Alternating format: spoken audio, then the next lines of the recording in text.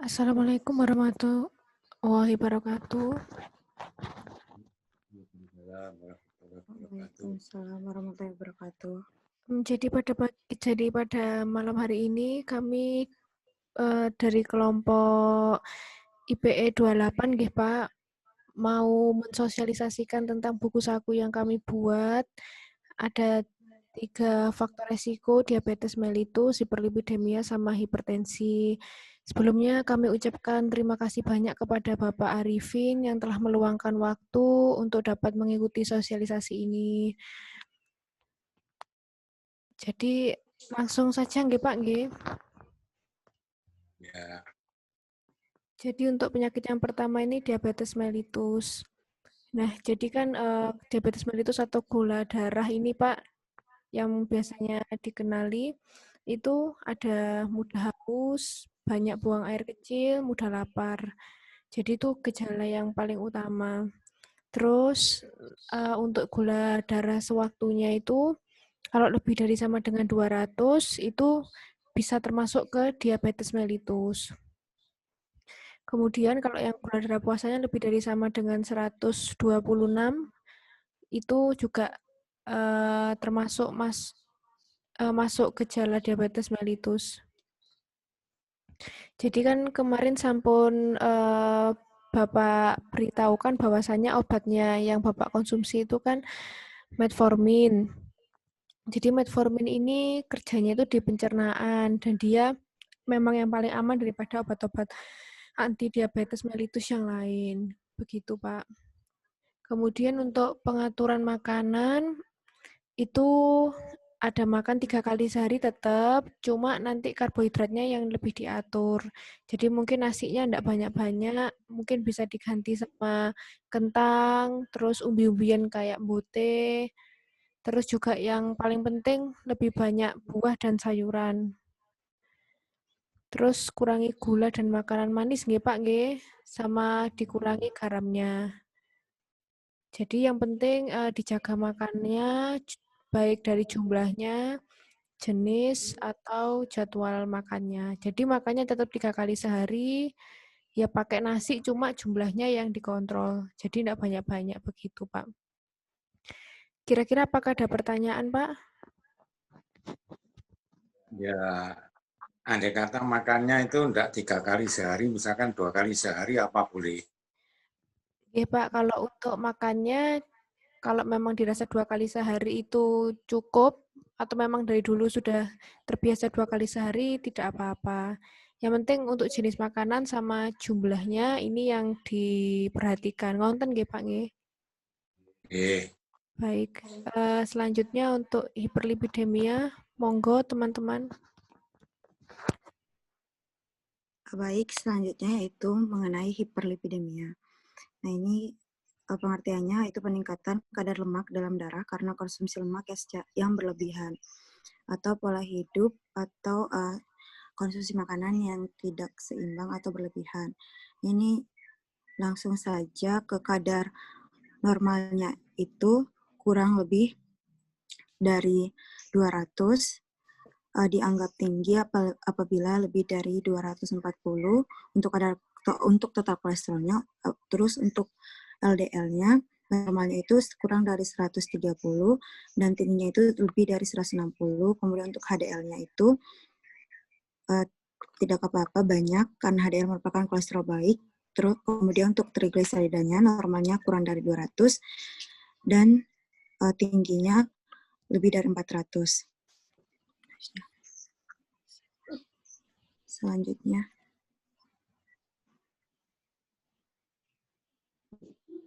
Kemudian langsung saja ke obat yang digunakan.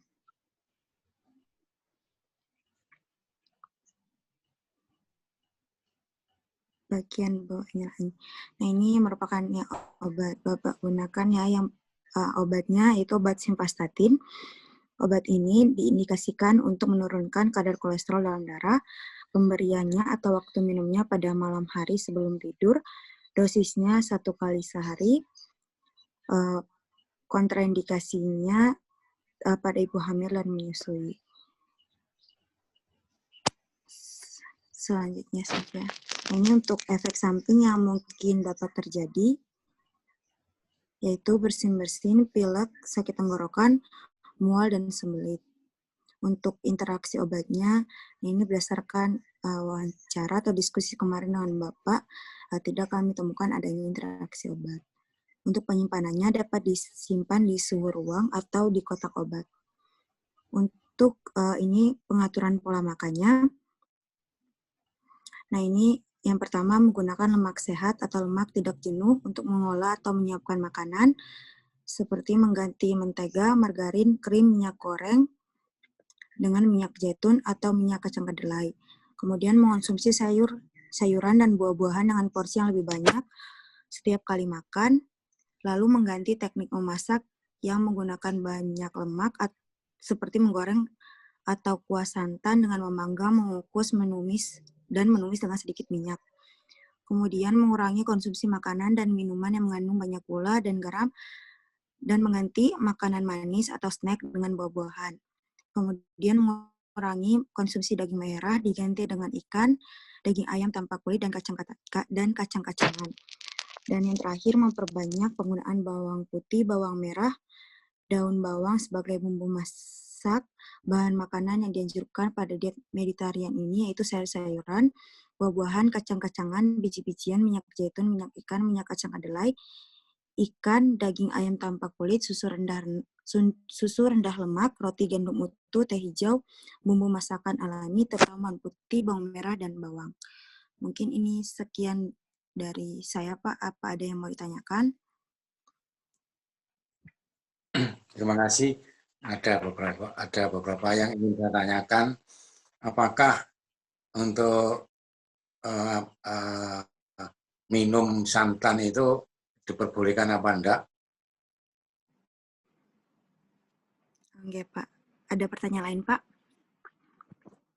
Yang kedua, untuk simvastatin ini minumnya itu sampai berapa lama?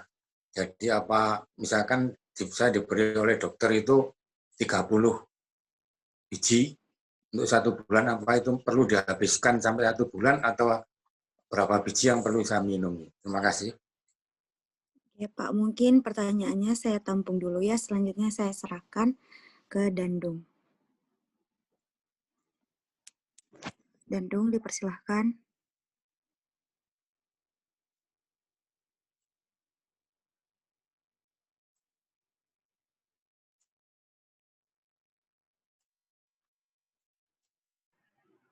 Oke, terima kasih atas waktunya. Untuk selanjutnya yaitu terkait sedikit isi dari buku saku tentang hipertensi, yang mana sudah kita ketahui bersama bahwa hipertensi atau yang dikenal secara umumnya itu tekanan darah tinggi, itu merupakan peningkatan tekanan darah sistolik lebih dari 150 dan tekanan diastolik lebih dari 90. Nah, biasanya pada 2 kali pengukuran dengan selang waktu 5 menit atau dalam keadaan cukup atau istirahat yang tenang. Untuk peningkatan tekanan darah ini biasanya berlangsung dalam jangka waktu yang lama atau dapat menimbulkan kerusakan pada ginjal atau biasanya disebut dengan gagal ginjal atau biasanya juga jantung koroner dan otak biasanya terjadi penyebab stroke bila tidak deteksi secara dini, dan untuk mendapat pengobatan yang sesuai pastinya yang memadai. Dan beberapa klasifikasi dari tekanan darah, yaitu ada tekanan darah sistol dan tekanan darah diastol, mulai dari normal, ada hipertensi, ada hipertensi stage 1 dan hipertensi stage 2, yang mana berbeda dari angkanya tersebut. Langsung selanjutnya yaitu terkait faktor resiko dari hipertensi. Biasanya itu mulai dari faktor umur, faktor dari jenis kelamin, riwayat keluarga, terkait genetik atau faktor resiko yang tidak dapat diubah atau tidak dapat dikontrol, terus kebiasaan merokok, mengkonsumsi garam yang berlebih, mengkonsumsi lemak, dan biasanya beberapa kebiasaan minum minuman yang beralkohol, kurangnya aktivitas fisik, stres, dan beberapa dari klasifikasi pembagian dari hipertensi di sini berdasarkan penyebabnya ada dua. Yang pertama, hipertensi primer atau hipertensi esensial, yang mana penyebabnya biasanya tidak diketahui, walaupun biasanya dikaitkan dengan kombinasi faktor gaya hidup seperti kurangnya bergerak dan biasanya pola makan. Dan pada selanjutnya itu berdasarkan hipertensi sekunder, yang mana hipertensi sekunder di sini biasanya disebut dengan non esensial, yang mana biasanya diketahui penyebabnya dari hipertensi ini adalah dari penyakit ginjal. Dan selanjutnya yaitu hipertensi diastolik. Ada beberapa bentuk dari hipertensi, mulai dari hipertensi diastolik, ada hipertensi campuran, dan ada hipertensi sistolik. Selanjutnya pada poin terkait gejala umum dari hipertensi, di sini biasanya itu ada sakit kepala, pusing, ada penglihatan yang buram, mual, telinga yang berdenging, kebingungan, dan detak jantung yang tidak teratur, kelelahan, nyeri dada, sulit bernapas, dan sampai pada sensasi detak di dada, leher, maupun di telinga. Selanjutnya, yaitu terkait keterleksan hipertensi di sini, yang mana dapat melakukan dapat dilakukan dengan menggunakan obat-obatan dan memodifikasi terkait gaya hidup, yang mana bisa dilakukan untuk membatasi asupan dari garam, bisa lebih dari 1/4 atau setengah dari sendok teh, atau dijumlahkan 6 gram per hari, terus menurunkan berat badan, menghindari dari minuman beralkohol, rokok, minuman alkohol, dan lain sebagainya. Dan pastinya dianjurkan untuk berolahraga dengan cukup, dan bisa berupa jalan-jalan, lari, jogging, atau mungkin aktivitas sehari-hari di rumah. Itu juga sangat penting. Dan adapun beberapa makanan yang harus dihindari, itu mulai dari makanan yang berlemak jenuh seperti otak, ginjal, paru, minyak, kelapa, dan gaji, dan makanan yang diolah menggunakan garam natrium seperti makanan kering, keripik, dan lain sebagainya. Terus makanan-makanan atau minuman yang berada dalam kaleng seperti sarden, sosis, sayur-sayuran, atau buah-buahan yang soft drink seperti yang dikemas seperti itu. Dan selanjutnya yaitu makanan yang diawetkan seperti ikan asin, terus udang kering, telur asin, dan lain sebagainya. Terus minum-minuman yang seperti susu full cream, mentega, margarin.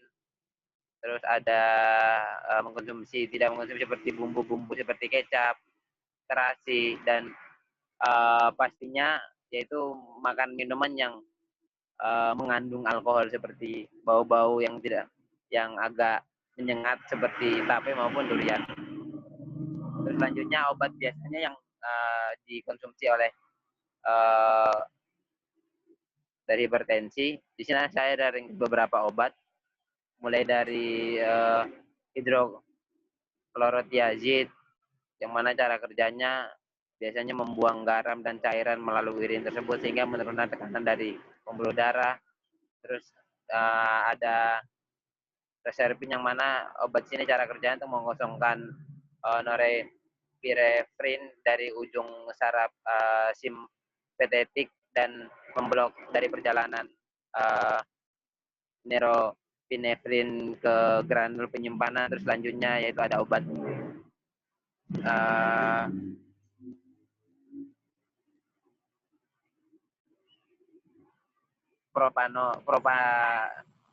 propanolol dan kaptropil, dan terakhir yaitu ada obat nifedipin, yang mana cara kerja di sini untuk menghambat kalsium untuk masuk ke dalam sel-sel pembuluh darah dan jantung. Dan pada poin terakhir yaitu terkait pengaturan makanan yang sebelumnya sudah sedikit saya jelaskan, yang mana hipertensi di sini memiliki beberapa faktor risiko untuk mengkonsumsi, mulai dari mengkonsumsi garam yang berlebihan, makanan yang mengandung lemak tinggi, namanya bisa menimbulkan terkait kolesterol tersebut pada dinding pembuluh darah, terus mengonsumsi kafein yang berlebihan, dan pastinya yang tadi sudah saya jelaskan yaitu terkait mengonsumsi alkohol yang dapat merusak jantung dan pembuluh darah tersebut. Mungkin itu sedikit penyampaian dari saya.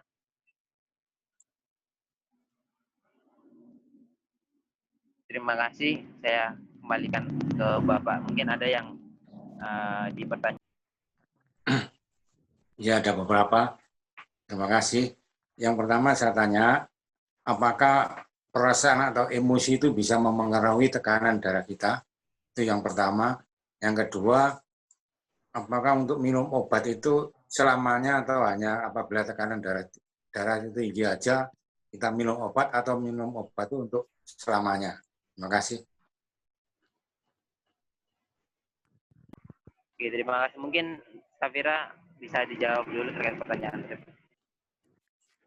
Baik Pak, saya akan menjawab pertanyaan Bapak, akan mencoba menjawab pertanyaan Bapak. Tadi yang pertanyaannya, apa efek yang akan dirasakan jika mengonsumsi simvastatin jangka panjang gitu ya Pak? Ya. Sejauh ini, dari yang saya baca dan saya pahami, simvastatin itu tidak menimbulkan efek yang merugikan apabila dikonsumsi sesuai dengan anjuran dokter. Kemudian untuk obat simvastatin sendiri ini dikonsumsi apabila Bapak merasakan atau kadar kolesterol Bapak tinggi. Mungkin seperti itu, Pak. Ya, saya lanjut ke pertanyaan kedua, nggih. Nah, pertanyaan kedua itu, apa boleh mengonsumsi santan, nggih, Pak? Ya, santan itu. Ya. Nah, menurut saya, mengonsumsi santan itu tidak apa-apa atau dibolehkan, tetapi tetap dalam pengaturan Pak. Jadi jangan banyak-banyak juga. Soalnya santan itu tidak mengandung kolesterol namun mengandung lemak. Jadi mungkin bisa dikonsumsi namun dengan porsi yang harus dikontrol. Seperti itu Pak. Terima kasih. Bagaimana? Ya. Baik, silahkan Dandung untuk menjawab pertanyaannya. Terima kasih, dan sedikit saya menjawab terkait pertanyaan dari Bapak tadi, yaitu terkait minum obat, apakah ini harus minum secara teratur atau mungkin cuma pada saat gejala-gejalanya muncul. Kalau menurut saya mungkin sesuai dari anjuran dokter, yaitu biasanya untuk pasien hipertensi itu selalu mengkonsumsi obat tersebut dan tidak berhenti dengan dan tanpa mengurangi dari jumlah dosisnya tersebut, dengan alasan yaitu untuk tetap menjaga dari tekanan darah untuk tetap stabil dan tidak mengurangi dari faktor risiko timbulnya dari komplikasi penyakit tersebut, Bapak. Kalau sedikit jawaban dari.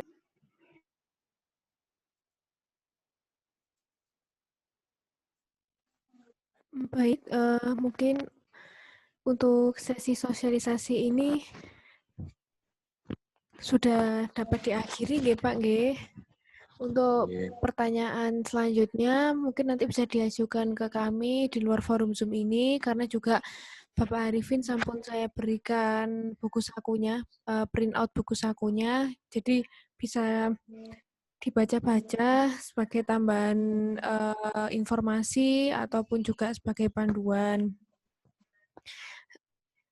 Kurang lebihnya mohon maaf nggih Pak nggih, mohon maaf mengganggu waktu beristirahatnya, dan juga terima kasih teman-teman semua yang sudah hadir pada Zoom kali ini. Baik, saya akhiri.